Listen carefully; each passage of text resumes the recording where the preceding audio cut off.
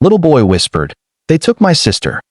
The bikers didn't wait a second. The roar of engines echoed through the empty highway as the iron shadows, a rough-looking but tight-knit motorcycle club, rode in formation. To most people, they were intimidating. Tattoos, leather jackets, faces hardened by life. But beneath the surface, these were men who looked out for one another, who believed in loyalty and justice when no one else did. It was just after sunset, when they stopped at a small roadside diner on the edge of town. The smell of grease and coffee filled the air. Inside, the few customers barely glanced up as the bikers walked in, their heavy boots thudding against the floor. They took a corner booth, laughing quietly as they waited for their food. That's when a small sound caught everyone's attention, a soft, choked sob. Sitting near the door was a little boy, maybe 7 or 8, with dirt-streaked cheeks and eyes wide with fear. He wore a thin hoodie, torn at the elbows, and his hands trembled as he clutched a small, stuffed bear. One of the bikers, a broad man with a gruff voice named Tank, noticed first. "Hey kid," he said gently, crouching down. "You lost." The boy flinched but shook his head. His lips quivered, and after a few seconds, he whispered something barely audible. Tank leaned closer. "What did you say, buddy?" The boy's voice broke. They took my sister." The diner went silent. Even the sound of sizzling oil from the kitchen seemed to fade away. The bikers exchanged glances, quick, sharp, wordless communication honed by years of brotherhood. "Who took her?" Tank asked softly, lowering himself to the boy's level. The child wiped his eyes with his sleeve. "A black van. They said she had to come with them. I tried to stop them, but they pushed me down. She's only 10. Tank's jaw clenched. He looked back at his crew. The leader, Ryder, a man with silver streaks in his beard and eyes that had seen too much, stood up slowly. "Where'd this happen, kid?" "Near the old gas station," the boy said, his voice trembling. They drove toward the woods. Ryder turned to his men. "We're not waiting." Within minutes, the roar of engines shattered the quiet night again. The iron shadows sped down the road, headlights slicing through the darkness. The boy sat safely with the diner owner, clutching his bear as he watched them disappear into the night.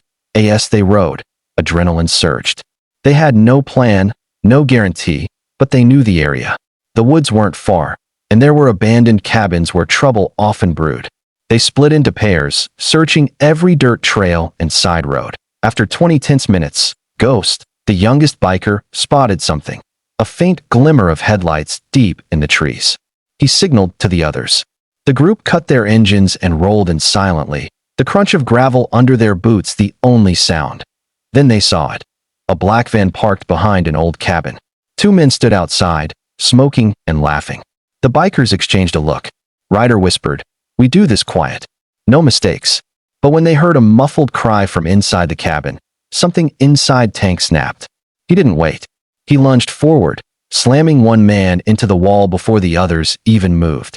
Chaos erupted, yelling, fists flying, metal clashing.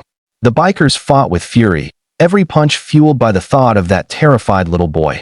Ryder kicked the cabin door open. Inside, a young girl sat bound to a chair, tears streaming down her face. "It's okay, sweetheart," he said gently, cutting the ropes with his knife. "You're safe now." The girl's sobs turned to shaky breaths as he lifted her into his arms and carried her outside. The rest of the crew stood guard while sirens wailed in the distance. They had already called it in. When they returned to the diner, the boy was still there, half asleep against the counter. The moment he saw his sister, he bolted forward, crying out her name. She dropped to her knees, hugging him so tightly it looked like she'd never let go again. The bikers turned away, pretending not to notice the tears in their own eyes. Ryder crouched beside them. "You're safe now, both of you," he said. The boy looked up, his small voice trembling. "Thank you, mister. Nobody else listened to me." Ryder smiled faintly. "Sometimes it takes people who've been through hell to recognize it in someone else." The police arrived, taking statements and securing the men who'd been caught. The bikers gave their accounts quietly, avoiding attention, and before long, they prepared to leave. As they mounted their bikes, the little girl ran up, clutching her bear now. "Wait," she said. "Will we ever see you again?" Tank winked. "If you ever hear the sound of bikes on the road, you'll know we're not far."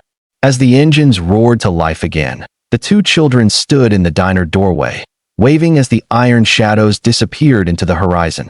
Heroes no one would ever read about in the papers, but heroes nonetheless.